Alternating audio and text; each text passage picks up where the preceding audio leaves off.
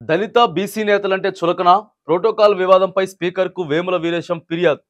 ఆకలినైనా సహిస్తా కానీ అవమానాన్ని భరించలేను. పోలీసుల తీరుపై స్పీకర్కు మొరపెట్టుకున్న ఎమ్మెల్యే సీఎం సహోదరులకు ఒకలా, దళిత ఎమ్మెల్యేలకు మరోలానా అన్న చర్చ. సొంత పార్టీ ఎమ్మెల్యేలతో అంతర్మదనం. వేముల ఫిర్యాదు వెనుక జిల్లా సీనియర్ నేత ఉన్నాడన్నటువంటి గుసగుసలు ఉన్నాయి. దళిత బీసీ నేతలంటే చులకనగా చూస్తా ఉన్నారు. ప్రస్తుతం కాంగ్రెస్ పార్టీ రాష్ట్ర ప్రభుత్వంలో నకరేకల్ ఎమ్మెల్యేకి ఏం జరిగింది? మొన్న వేముల వీరేశంకి మంత్రులంతా వస్తా ఉన్నారు. ప్రోటోకాల్ ప్రకారమే పోయింది ఎమ్మెల్యే అంటే మామూలుగా కాదు. రాష్ట్రంలోనే మొత్తం కూడా అన్ని నియోజకవర్గాల మీద సెకండ్ ప్లేస్, థర్డ్ ప్లేస్లో ఉన్నాడు ఆయన. మెజారిటీ వచ్చినటువంటి స్థానాలల్లో ఇక నల్గొండలో ఎక్కువగా రెడ్డిల ఆధిపత్యం జరుగుతూ ఉన్నదని చెప్పి దళిత ఎమ్మెల్యేని ఆడ కనీసం లోపలికి పంపించేటటువంటి ప్రయత్నం చేయలేదండి. పోలీసులు బయటికి వెళ్ళగొట్టేసారు. మరి ఆ జిల్లాకు సంబంధించినటువంటి ఒక నాయకుడు కూడా ఇలా అంతా కలిసిపోయారు. బీసీలు దళితులు అంతా కూడా పోయి స్పీకర్కి ఫిర్యాదు చేసుకున్నారు. అంటే ఇప్పుడు ఉన్నటువంటి పార్టీ కాంగ్రెస్ పార్టీలా రాష్ట్ర ప్రభుత్వంలో ఏ రేంజ్లో ఉన్నదో ఒకసారి మీరే అర్థం చేసుకోండి.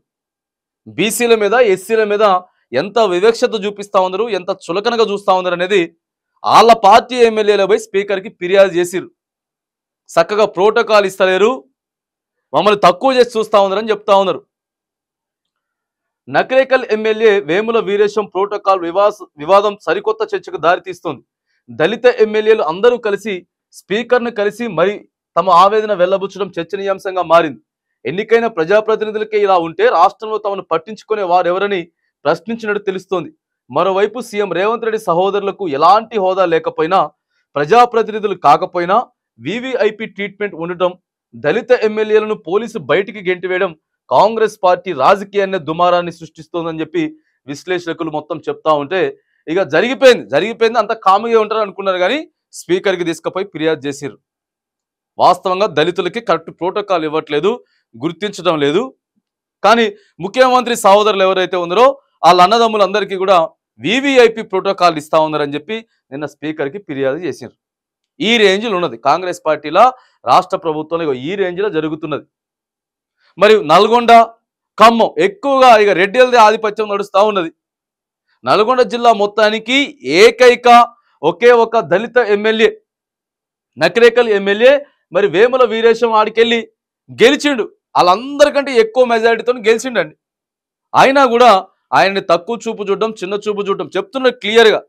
ఫుడ్ లేకపోయినా ఇబ్బంది లేదు, కానీ తినడానికి తిండి లేకపోయినా పర్లేదు, కానీ ఆత్మ గౌరవాన్ని మాత్రానికి నేను చంపుకునేటువంటి కాదని చెప్పి క్లియర్గా చెప్తున్నాడు ఆడ కథ.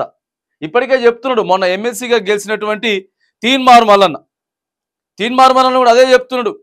ఆలోచించిండు, మొత్తం చూసిండు పరిస్థితులు. ఇగో బీసీని తక్కువ చూపు చూస్తూ ఉన్నారు, చిన్న చూపు చూస్తూ ఉన్నారు. బీసీలను అందరినీ ఏకం చేయడానికి ఇక నేను పోరాటం చేస్తా, నా ఎమ్మెల్సీ పదవి పోయినా నాకు బాధ లేదు, కానీ నాకు మంత్రి పదవి కూడా అవసరం లేదు అని చెప్పి క్లియర్గా చెప్తున్నాడు మల్లన్న.